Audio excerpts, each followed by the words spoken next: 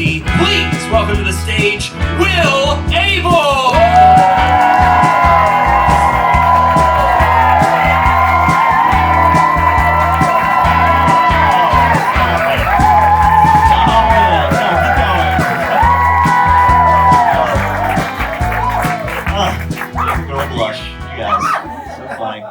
What's up, everyone? Hello. Welcome to the 5 spot. Thank you for being here. It's been really awkward if you weren't here, so I appreciate all of you. But look at this right here, huh? Comedy in Music City. Comedy here in Nashville, Tennessee. It is weird doing comedy here in Nashville, you know, because we have to share all these stages with musicians, right? So if you walked in right now, you didn't know what was going on. You come in, you see this beautiful stage, you know, you see the 5 spot, and you're like, oh my God, is that Sturgill Simpson? And I'm like, psych, it's Will Abeles, bitch. Sit down, I'm gonna talk about my dad for a bit. I moved here from New York City. Moved here from New York. And I first moved to New York 12 years ago because I got hired as a page at The Late Show with David Letterman. And then very quickly I found out, like most of our dreams, it didn't pay anything. So I ended up taking the second job that came my way, and I ended up working at a gay sports bar. All right, some of you had the same reaction my father had. I told him. He was like, gay sports bar? Was everyone just really happy to be watching sports? I was like, yeah, Dad, everyone's so happy that when someone scores a touchdown, 2 guys make out with each other. It's a good old time. But I was a busboy, so my job was to grab all the empty glasses, I put them into a bucket, I ran that bucket down a flight of stairs, I washed those glasses, I put them back in the bucket, then I hoisted that bucket above my head and I ran up a flight of stairs. Now that I'm stretched out, y'all can see I'm not a strong man. Like I'm built like a 1940s recreational swimmer. I'm made for speed, not strength. And I'm also from a small town in Maryland. Like to give you an idea what my town was like growing up, the guy in high school with the coolest car had a PT Cruiser. And my first day at the gay bar, it was RuPaul's Drag Race season finale. Yeah. So I hadn't had a lot of life experiences yet, right? So when I walked in on my first day and it was wall-to-wall drag queens, it was like the first time I heard Cardi B. I just walked in, I was like, I don't know what's going on, but I like it. So I'm running around, I'm grabbing those glasses, I'm going downstairs, I'm washing those glasses, putting them back in the bucket, going back upstairs, and there's this one girl that was always in my way. Like, you know the drunk girl at the bar that you can't figure out what group she's with, but she's just kind of floating in everybody's way? Well, she was in my way, and all of a sudden I felt my arms start shaking, and I realized my strength was about to fail me, and I'm about to drop 40 pounds of glass in her head. And that's when one of the drag queens saw that I was in peril and yelled across the entire bar, "Excuse me, miss. Get out of that boy's way." But then another drag queen stood up and was like, honey. That's not a boy. That's a man. So now I'm just standing there like,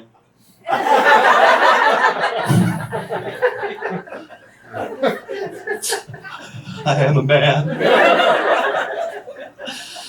But I got fired. Yeah, I got fired. One day the GM came in, he was like, hey, so the owners found out you're not gay, and they just were like, what are you doing here? I was like, honestly, it was the only job that would hire me based on my bone structure, and everyone tips so well. I used to get so many compliments on my eyelashes, I didn't know. Please take me back. I need to do this job. But I didn't have a direct route from New York to Nashville. I had a little break in between. I was in New York, I was doing okay, comedy was going pretty well, and then I decided to shake things up and I put together my first nationwide comedy tour. I was going from New York all the way to Los Angeles and then back to New York. And I was talking to guys at Jimmy Kimmel and we were lining up a late night spot. And then I got as far as Indianapolis in March of 2020 before the entire country shut down. And then I spent the next 9 months with my parents in my hometown of Hagerstown, Maryland. You guys ever been drunk for 9 straight months? It's fun. And then you just wake up and you live in Nashville, Tennessee. But I don't know, I like living in Nashville. I'm trying to blend in a little bit, you know. I was always living in the north, now I live in the south. So I did a couple of things. I got this little belt buckle here, you know.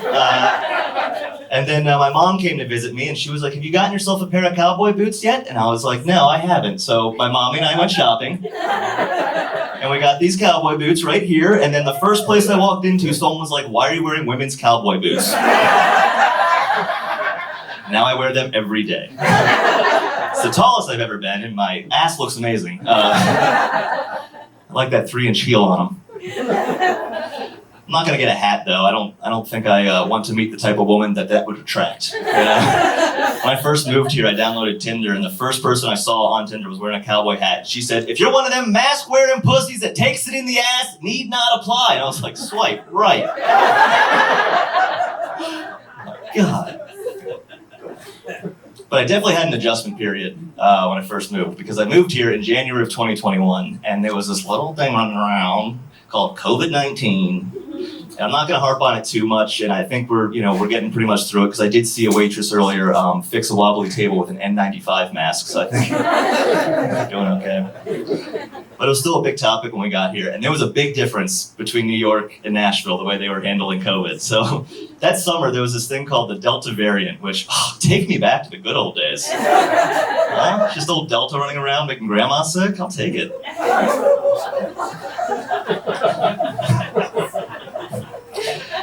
No, my grandmother died the first COVID.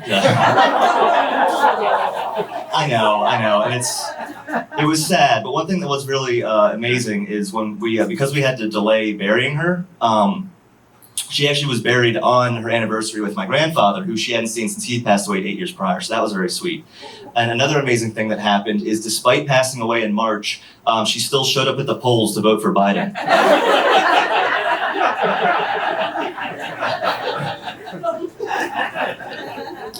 Like I said, there was a big difference between the way New York and Nashville were handling it. So when the Delta variant kicked up, I called a friend back in New York and I said, "Hey, how are things in New York right now?" She said, "Oh my God, it's so intense.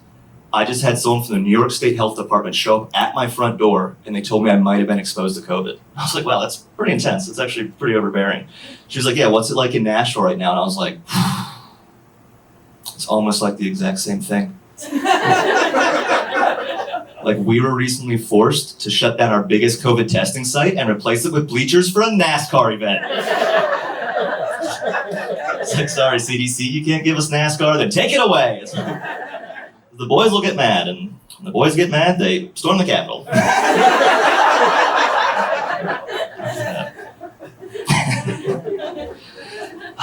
And Nashville has been a lot of fun, a little too much fun. Anyone in horrible credit card debt?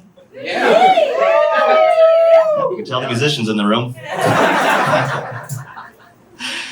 But I don't know. I maxed out not 1, not 2, but 3 credit cards. And I feel bad for Capital One when they call me to try and get the money back. I just see the number and I treat them like a bad ex-boyfriend. I see it, I pick it up, I'm like, lose this number. No, it's not gonna happen, Paul. No, you should have known better than before you decided to fuck with me. It's like, Capital One, what's in your wallet? Nothing. I've had a lot of jobs in the service industry. Anyone work in the service industry here tonight, besides the people that obviously work in the service industry? I didn't mean the musicians, I meant the actual bartender. Gotcha. But I've had a lot of jobs in the service industry, and it's not fun. I just don't like working in restaurants. It's a tough setup, right? Because you get there, you're starving, I'm working, so I hate you. It's Sunday brunch, so we're both hungover, but let's be honest, I work in the service industry. When am I not hungover? And then before I can tell you about the gluten-free menu, you cut me off, and you're like, I need a Bloody Mary stat. And I'm like, I hear that, girlfriend. And you're like, what? I'm like, sorry, sir, I'll be back with a Bloody Mary. Then I go and I get you the Bloody Mary, and then you go, I need an egg sandwich stat, and I go and I get the egg sandwich, and then I come back to the table, and you're like, hey, sorry, is the bread gluten-free? And I'm like, well, if I could have told you about the gluten-free menu, but also I don't know. So then I go into the kitchen, I go, hey guys, is the bread gluten-free? And they're like, Will, you've worked here for 5 years. When are you going to learn the menu? And the answer is, I'm just not going to. So I come back and I lie to you and I say, I'm so sorry, but the bread's not gluten-free. And you go, that's okay. I want a eggs Benedict, hollandaise sauce on the side. And I'm like, hollandaise sauce on the side? That is a sociopath kind of order. Whatever, I work for you. So then I go and I put the order in, and it comes out, and you call me over the table and you say, I'm so sorry, but this is cold. And you're not wrong, because they just sent the one that was sitting up from the last order I fucked up. So then before I go and I tell the kitchen about it, I go into the linen closet and I grab the handgun I've been hiding in case my manager finally pushes me too far. And then I hold the cold steel against my head and I say, is today the day, but it's not that day. So then, perfect.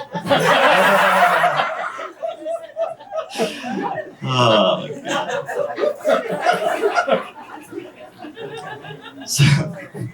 So then I go into the kitchen and I tell them that oh my God, I don't even know where I'm at anymore. So then I go in the kitchen and I say, hey guys, I said the eggs Benedict is cold. And the chef, he goes down in the freezer and he grabs the handgun he's been hiding in the Brussels sprouts. And he says, is today the day I kill Will Abeles? But it's not that day. So then he leans down, he grabs a bottle of whiskey labeled Daddy's Juice and he takes a swig of it. Now he's feeling good. And he goes up in the kitchen and goes, I need an eggs Benedict on the fly in the kitchen, cheers. And I come out and I'm like, hey guys, that eggs Benedict's gonna be right out. Next round of Bloody Marys, that's on me. And all of a sudden you finally like me.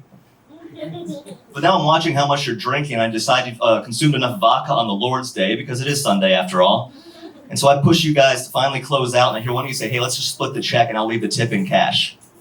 Now I have to hope that you know that it's 20% on the entire bill, and that's not 18. It's 20% on the entire bill, it's not 18 on the entire bill. And it turns out you do know that, or you're just very bad at math, because you leave 30% in cash. And I look at the cash, and I look at you, and I look at the cash, and I look at you, and I go, oh my God. Thank you so much. And you're like, of course, you were fantastic. What was your name? I'm like, yeah. And you're like, great job, Gil. And I'm like, close enough. That's tough to do every day, you know? That's just brunch. First job I had when I moved to Nashville, I was driving for DoorDash. I was dashing it out there. Any dashers? All right, the rest of you billionaires, I assume. But I was driving for DoorDash and it took me 10 days. It took me 10 days here in Nashville before I had a guy named Bubba offer me a cash tip for his Chick-fil-A, but I could only get the tip if I came inside his house and got it. Did I go? Yes. No, I obviously didn't go. I would not be with you right now. That guy is the dasher slasher. He has bodies in his basement. But again, it's a job where I'm working for tips. And it's just tough. I hate working for tips because I gotta trust you, you know? And even when you get like a good tip, it usually means something wild's about to happen, right? Like when I had that like 30% cash, you know? So I'm like looking at that cash and I'm feeling the best I've ever felt in my entire life. So I tell my manager I'm gonna take my 15 so I can go outside and rub it all over my face. I might even eat a little bit of it because I'm balling now. But then before I go back to the linen closet and I grab the handgun so I can fire it in the air in triumph. And then as I'm walking through the kitchen to go out the back door, that's when a bunch of ICE agents break in. And like the kitchen staff scatters because it's a kitchen in New York and not a diner in Wyoming. But then I realize I'm the only one standing there with a gun. And like these guys in the kitchen staff, like these are my brothers in arms. So I have a decision to make. So I start taking out the ICE agents one by one. And I'm holding a gun like this because I've never held a gun before. And I'm not shooting to kill, but I ain't shooting to miss neither. So I subdue the targets and I start walking out the back door and over my shoulder I yell out, Viva la Mexico! And the line cook Felipe's like, I'm Colombian, you dick. But like now I'm a fugitive on the run. Your tip money only takes me as far as Wilkes-Barre, Pennsylvania before I run out and have to turn myself in. So I go into a Panera Bread where I want to get a half sandwich, half salad. Which yeah, that sounds like a simple meal, but you know what? I used to be a simple guy before I started working in the service industry. And then as I put the order in and I contemplate what's about to happen, I lock eyes with the girl and we fall madly in love and she's got her daddy's credit card and nothing to lose and we just go on the run together. I don't know why, but I love it. The problem is we have a credit card, so every time we swipe it, they just find out where we are. So then we go all the way down to the Grand Canyon, which yeah, that does sound like a dead end, but I'm gonna propose to her with the engagement ring I took from the Lost and Found, which yeah, I know Carol wanted it, but also I called dibs 90 days ago, so it's now mine, Carol. And then the cops have us surrounded.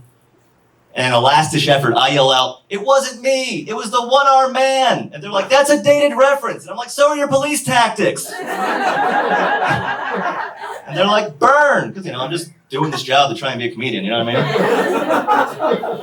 But then instead of turning ourselves in, we jump back in the car and we spin the car around. And I say, you into the end, babe? She goes, I'm into the end, babe. And we start driving towards the cliff's edge. But then I you know, as the dust kicks up, I push her out because she's pregnant with my unborn child. And, you know, he's got a legacy to fulfill. And so she makes her escape, and I keep driving towards that cliff's edge, and a tear comes to my eye because today is that day, but I'm going out on my terms, and I go flying over the cliff's edge, and then right before impact, I remember that you asked for hollandaise sauce on the side, and I still gave it to you as is twice, and like you still tip 30%, and it's like, wow, there really are good people out there, and then just...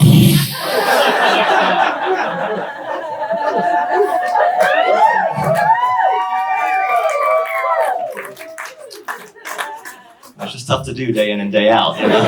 It's tiring, it's exhausting. Anyone here going through a breakup? Oh, happy people. I never have happy people at my shows. This is good timing on that one. I'm currently not going through a breakup. I'm not going through a breakup. But breakups are tough. I don't know if anyone is going through one. Based on your silence, the answer is no. But when you go through a breakup, it's very interesting to see the way people react, right? Like, my mom and dad were very different the last time I went through a breakup. I went through this big breakup once, and it was very interesting because my mom would call me months later and be like, hey, how you doing? You holding up all right? I want you to know I unfollowed her on Instagram. I'm on your side. I was like, brave. Oh. I kind of assumed you were. Like, thanks, Mom. My dad was different. My dad gave me 3 weeks. My dad gave me 3 weeks to go over a 4-year relationship that I thought was going to end in marriage. He overheard my mom and I talking about it one day, and he cut us off, and he was like, hey, we're still talking about this crap? Get over it already. Move on. I was like, Dad, you know, like it's hard. Like she was my best friend. He was like, you want to hear something? I married my best friend and she barely talks to me. My mom was like, well, maybe if you accepted my Facebook friend request. Look, my dad's Facebook, there's no picture. It's just a generic gray logo. It says Bill with no last name, and then it says married to Beverly Abeles, but she's not tagged because they're not friends on Facebook. Like, it's the only account that'll never be hacked. Even the Russians are like, is this ours? This is terrible. We can't use this. So parched. You ever do this in like the water bottle? Just seems, yeah, that's what I thought was gonna happen.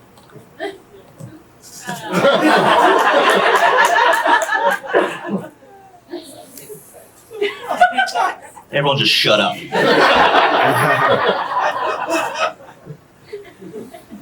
know, it doesn't happen every time. Sometimes it does. So, am I just soaking wet? All right. So I started comedy in Boston. That's where I started comedy, and I started when I was in college a couple of years ago. But I went to a very small school, and for some reason, my friends decided that I was going to throw the biggest party my college had ever seen. And I don't know why, but I will say that having the nickname McLovin a few months after Superbad came out helped. So I knew these people then, and they were friends of mine, and they had an apartment complex. And it was a 4-story apartment complex, and I knew everybody on each floor, and they were all lofts. And I convinced them to give me the entire apartment complex to throw one party. And the top floor, that was like where the keg room was. If I could go back, I have notes for myself. The floor below that was like the dance room, you know. We had an actual DJ, and you know he's an actual DJ because he's no longer with us. R.I.P. DJ Fatman Catman.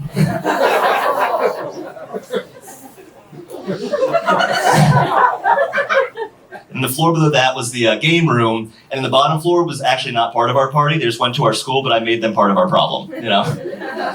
And back then, the way you invited people to stuff, it was on Facebook. And Facebook was different then. It was still new, you know, and it was honest. It was fun. You trusted it. It was like Joe Biden during the Obama administration. There were no consequences. It was silly. It was like, eat that ice cream, Joe. Eat it up. But we decided we were just going to invite the entire school. It wasn't that big of a school, so we invited the entire school, and then 500 people said they were going. And like I said, at that time, if someone said they were going, they were definitely going to the party. So we invited 500 people, and I was like, there's no way 500 people are going to show up to this. And I was right. 800 people showed up. I lost control in 35 minutes. But also at the same time, I'm standing out front holding the biggest wad of cash I've ever held my entire life, so I was also sort of like, I'm going to live forever! But it's just getting absolutely insane. And like people were even paying me just to like look in and say bye to their friends. Like it was crazy. And of course the Boston Police Department showed up. So what else are they gonna do on a Saturday night? And he comes walking up, he sees the overflow of this place and he's like, holy fucking shit, dude. This party is out of fucking control. He was like, you got people drinking in the street? You woke up the halfway house? He's like, we gotta shut this shit down. He's like, but before I do, be honest with me. Is this one of the big colleges? Is this Boston University? Is this Harvard? And I was like, actually, this is Emerson College. He goes, get the fuck out of here. No fucking way you guys at Emerson College can do a fucking party like this. Oh my God, boys. Yeah, no, it's Emerson College. Call up the dogs. They'll probably write a poem about it or something. And he was just like, listen, kid, I'm so impressed. I'm not going to give you a fine or anything. We just got to get everybody out of here because it's a fire hazard. And I don't know those pussies at the fire department showing up and giving me a bad day. And I'm just standing there like, thank you for serving and protecting me. So he gets everybody out and nothing really happened. So I went away for a little bit. I went to, not to prison. How I've escaped, I'll never know. But so a year goes by and I went out to Los Angeles, I did an internship, and then I came back and I had to graduate, right? And my friends still own some of that apartment complex. They're in the top 2 floors, and they were throwing a St. Patrick's Day party, right? And I know people will be like, oh, Chicago, Milwaukee, that's the best St. Patrick's Day. No, Boston is the best St. Patrick's Day. I'm pretty sure they invented the Irish, you know? The Boston Police Department shows up once again, and they start filing people out. And I hear one of the police officers say to his partner, he's like, dude, last year, Emerson fucking College threw the craziest fucking party I've ever seen since the invention of college or parties. And I was kind of drunk, so I was like, that was my party. And he was like, that's that fucking kid right there. But as he starts following us out, the guy in front of me was holding a bottle of Jameson and started to walk out, and the police officer was like, whoa, buddy, you're just going to take this out in the street? Think you're just going to drink whiskey in the middle of the street? Get out of here. And I'm like, oh, he's being serious this time. So I start walking by him, and he goes, whoa, hold up there, cupcake. You're taking this with you. Happy St. Patrick's Day. And then nothing bad happened to me ever again.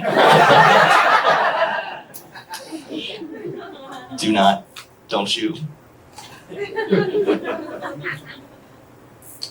Crushed. Why do I keep putting this on? Fuck!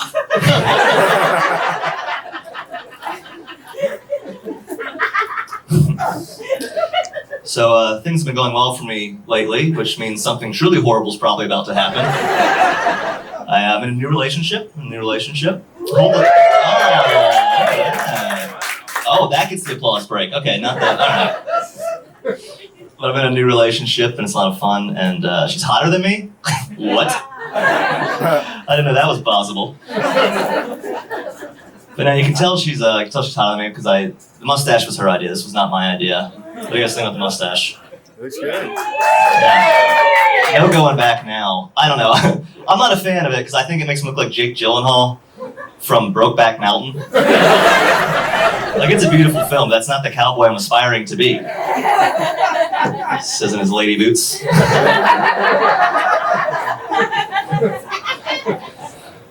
But also, I don't know, the thing about Jake Gyllenhaal, like right now, he is not the most popular man because he upset all the Taylor Swift fans. Oof. Yeah. Any Swifties out there? Everyone thinks, oh, Philadelphia is terrifying fans. No, Swifties, that's who I'm scared of. I was like listening to her music. I looked at my girlfriend the other day and I was like, hey, she gets broken up with a lot. Do you think like at any point she's gonna think maybe it's her fault? And then my girlfriend didn't talk to me for 5 days. And then to make it worse, Taylor Swift drops, hey, hi, I'm the problem, it's me. I was like, this woman is ruining my life.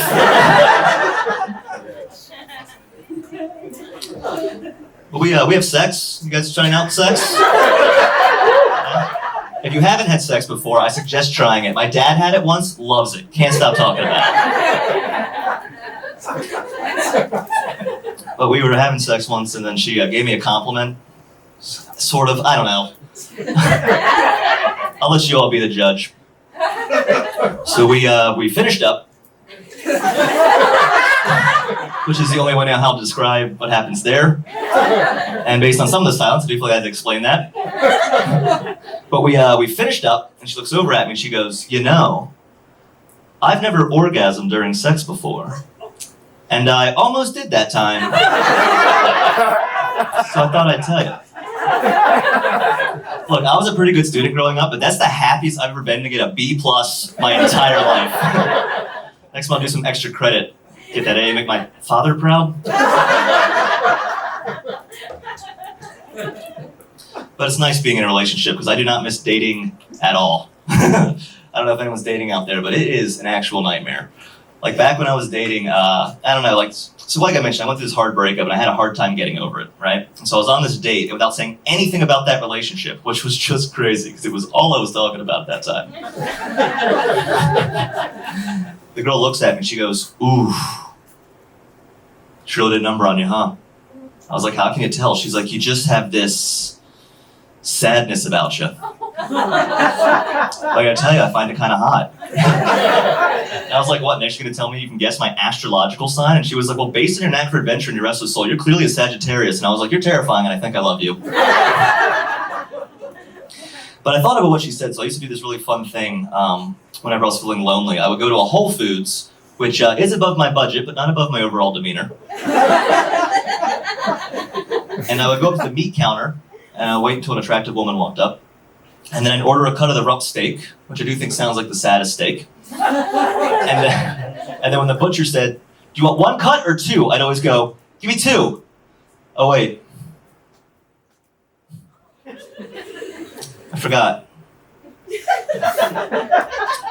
I'm just cooking for one tonight. And every night. From here on out. And that worked exactly 0 times. It was a fun hobby. It was an expensive hobby, though. I had to cut that one down to once a month instead of 3 times a week. Also, my heart was killing me for multiple reasons. You're not supposed to eat that much red meat, so. I know, but that date actually ended up doing okay, and something weird happened. I ended up getting a hickey. What? Yeah, I didn't even know that could happen after a certain age. Like, like high school, like early college, maybe, I just kind of thought, like, as you got older, your skin hardened, your soul hardened, And I at the time, I was working with adults. Anyone here work with adults? No? The rest of you work in an orphanage? Okay.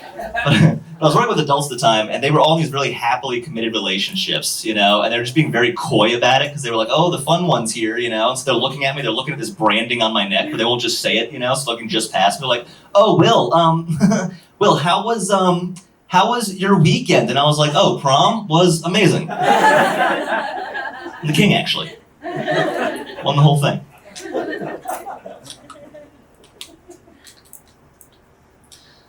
I had a friend call me the other day, and they said, "Hey, Will, do any of your comedy friends not smoke weed or do drugs?" And I said, "No." I don't know if I know one.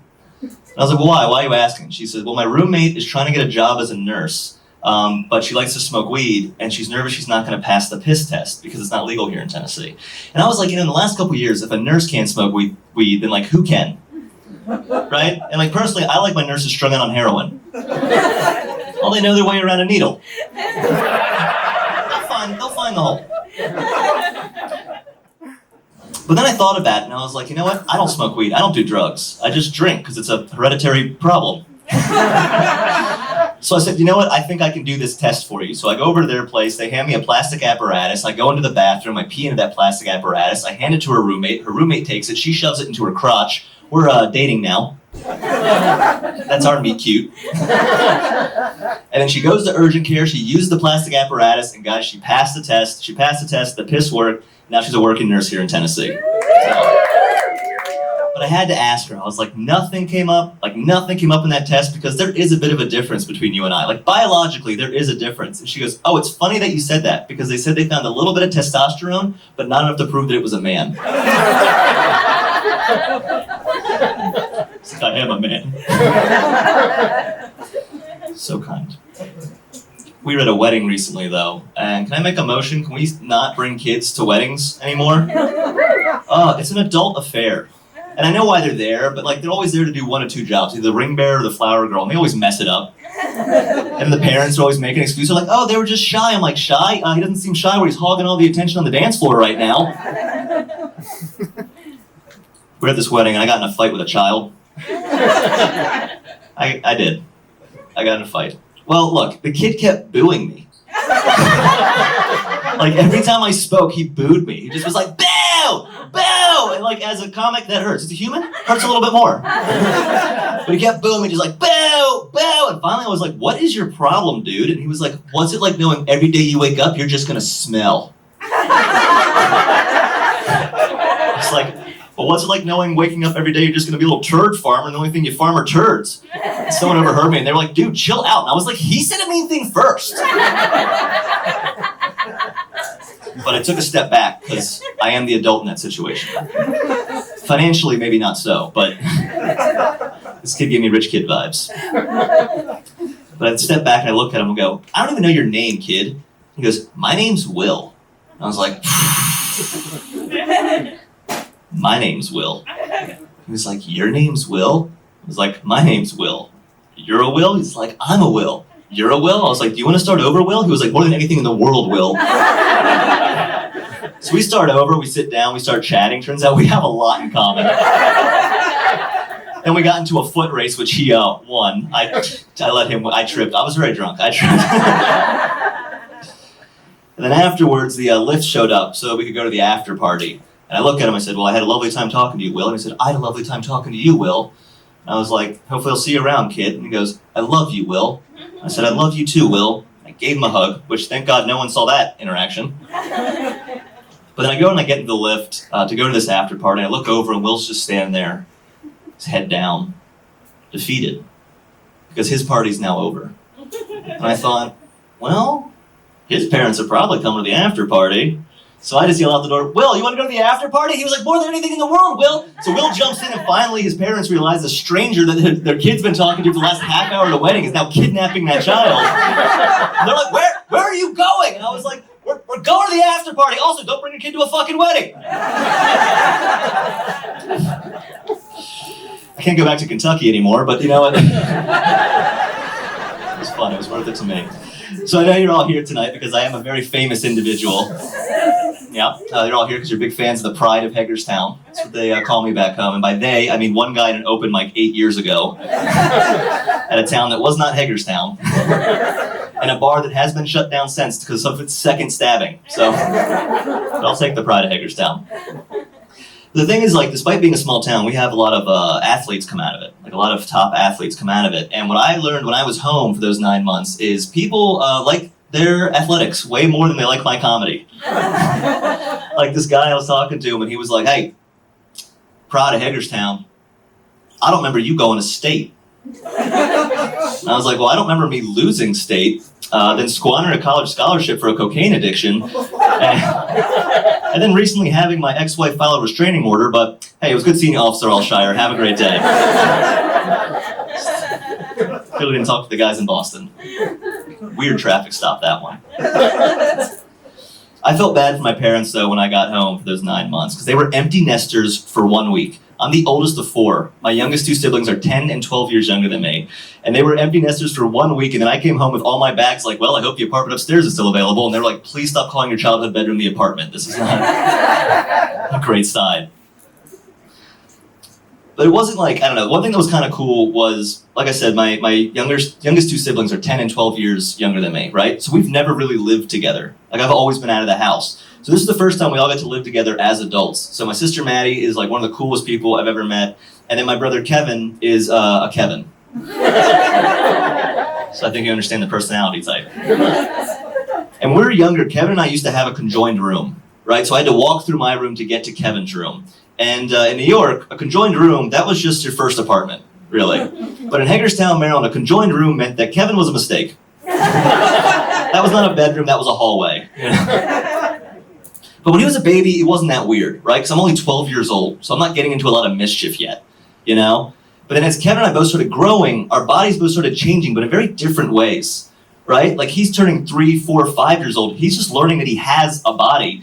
I'm turning 15, 16, 17 years old, and my body's changing in a very sexual way.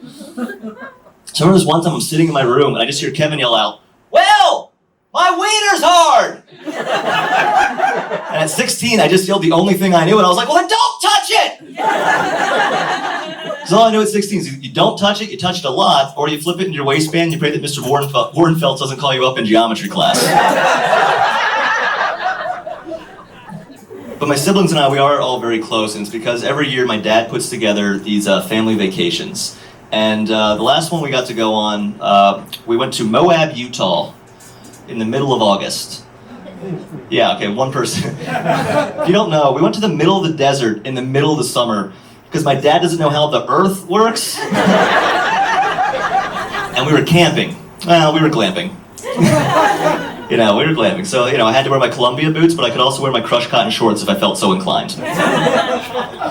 But there were these canvas tents, and my siblings and I, we were all sharing one tent, and it was just unimaginably hot the entire time. And so what they do is they have these little misters in there, and they try and keep you cool, but they turn them off at 10 p.m. to try and help the environment and save some water. So it's like, great for the environment, but fuck me right now.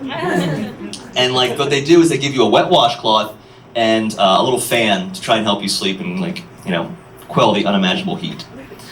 And so we're all sitting there in our beds, we're trying to figure out what to do to cool ourselves off. My brother Charlie, who I have not mentioned yet because he is not my favorite sibling, he's a wildlife scientist. So he was just like, if we circumvent the fans, and we were like, honestly, Charlie, the best part of this vacation were the 3 days you weren't on it. Like, shut up.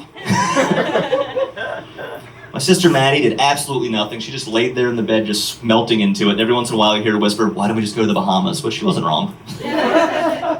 So I'm trying to figure it out. I'm like, I'm the oldest. So if I take the wet washcloth and I put it on my chest and I'm laying on my back, I'm like, yeah, but if I'm sleeping on my back, I might start snoring and I might wake up my siblings. So now I go to my side. I'm like, yeah, but if it's on this side, I gotta keep moving the fan, go to the other side. As I'm trying to figure that out, I start hearing snoring and I look down and Kevin is face down. He is completely naked and he has the wet washcloth on his back and the fan propped between his legs and it's blowing straight across his asshole. And then Kevin slept for 9 straight hours. I don't know if he's the smartest or the dumbest. But the other thing my dad does on these vacations is we never just go to one location. We always road trip, right? And so we started in Denver, we went to Moab, and now we're on our way back to Denver. And he always messes up the rental car. Like, I don't know how, but he's always so this time there was no trunk space. So just a 2-week vacation with all our luggage, and there's nowhere to put it. So what we had to do was we had to put down one of the seats and we stacked all the luggage there, right? And so my brother, Charlie, my sister Maddie and I are sitting in the back seat with our legs just pressed against our chest, right? For just hours on end. And if you're behind the bags, it's just like being in a submarine. You just have this little tiny window just I hope I get out there one day. And so we're driving back and finally my dad's like, you know what, I want to switch it up. Will, you're going to drive for a bit. So we start switching the seats around, and my dad climbs in the back. Kevin puts the seat back, and it crushes my dad's legs. And my dad's like, Kevin, Ryan, you fix this right now. And we riot. We're like, it's been like this the entire time. You don't care about us. You don't love us. So the other thing that happened is when we were in Denver the first time, my brother Charlie bought a bunch of edibles. And now on our way back to Denver, he's trying to finish said edibles. And when I say Charlie's a wildlife scientist, he's got hair down the middle of his back, he's got a huge unkept beard, and he's been sitting in that submarine seat for hours now, right? And right as my dad screams, the edibles kicked in. So Charlie just turns and he's like, oh, hello, Father. Welcome to the back seat, Father. We have no use for legs back here, Father. We've cut our legs off for currency. And the currency we prefer are farts. My dad was just like, yeah, nope, not doing that. So he goes back to the front and keeps driving. But now Charlie's so high that every time we took a right turn, he thought that he was Captain Ahab and kept screaming out, there she blows! So hopefully Charlie's not invited back to any family vacations and we all just win. A lot of bros in Denver. It's a very bro-y city. And I had a lot of bro-y roommates when I was living in Boston and living in New York. Any bros here tonight? Cowards. Now I get it. Bros are trying to change it up, right? They're like, actually, dude, I'm more like an alpha just as long as Joe Rogan tells me everything to say and do. But I don't know. I like bros. I love bros because they can hype you up better than anybody else on the entire planet. right? Like this one time I came down from my room and I was wearing a suit. And I guess I was looking a little bit uncomfortable, so my roommate decided it was his job to hype me up. So he sees me walking down the stairs in this suit, I'm about to go out the door, and he drops his Chinese food on the couch and he cuts me off, and he's like, whoa, bro! Is we trying to fuck tonight? Because we're looking mint as hell, kid. Bro, are we trying to get it in tonight? Because right now, you look like my Tuesdays at noon, where I stare at the sun for an hour like, I know I'm not supposed to, but I can't look away, kid! Bro. Are you trying to smash tonight? Because newsflash, if you're not prepared to smash tonight, go upstairs, do your stretches, then get back out there, because I think you're going to get lucky. Anyway, kid, you look fantastic. If she's got a friend, you call me, I'll call my dad, I'll borrow his fucking suit, and then I'm there. But if not, be safe, call me if you need anything. Love you, kisses. I was like, dude, I appreciate everything you just said, but I'm on my way to my grandmother's funeral. And he was like, hey, condolences, but also miracles fucking happen, you know?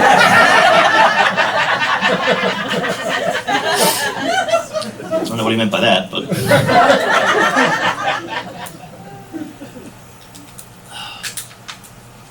I don't know, I'm getting older. Like, I'm not that old. Like, I'm old enough that I'm sure my dad would appreciate it if I got off his cell phone plan. But then is it truly a family plan if we're not all on it? Father, huh? You wanna break up the family? But I don't know, I can tell I'm just like getting older. I don't know, I'm like losing touch with like guys that aren't that much younger than me.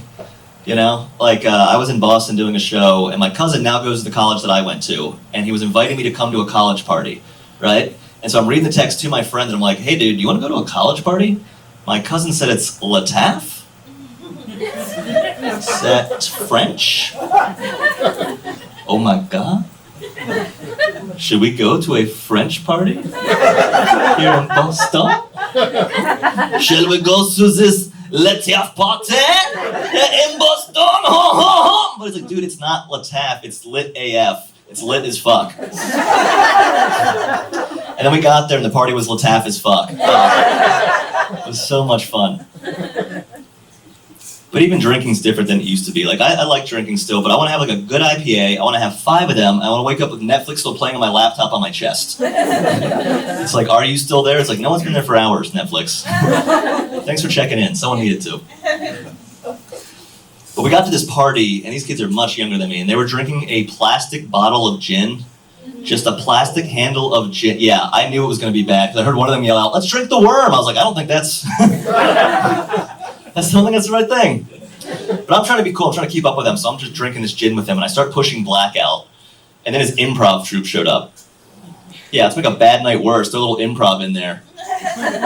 But they're younger than me, and they're being so positive. They're so optimistic because they still have their whole lives ahead of them, right? So they're like holding each other. They're rocking back and forth. They're looking into each other's eyes, into each other's futures. And they're like, guys, we're going to graduate soon, and then we're going to move down to New York City and be on the Saturday Night Live show. And something in my brain snapped. And I came bursting in the room and I was like, first off, statistically, no. It's more likely you're just gonna die before you make it on SNL. And then I went to the bathroom and I passed out, which I did improvise a pretty good impression of a homeless man. But I don't learn from my lessons. So the next day my cousin was throwing another party and he texted me, he's like, hey dude, come through, it's gonna be Lataf. I'm like, that sounds chill-aff as fuck, let's gonna be there. And so I get to the party and I see one of the kids from the improv troupe, and I just beeline straight for him, right? And I go up to him and I'm just like, hey dude, I am so sorry about last night. Like, ignore what I said. Like, go down to New York, you know? Like, achieve what I'm probably never gonna do. And he was like, nah man, I've been thinking about what you said all day. He was like, I graduate in 6 months, like I haven't made any plans, and like honestly, I don't wanna end up like you. I was like, well, honestly, I hope you're the statistic that dies. So.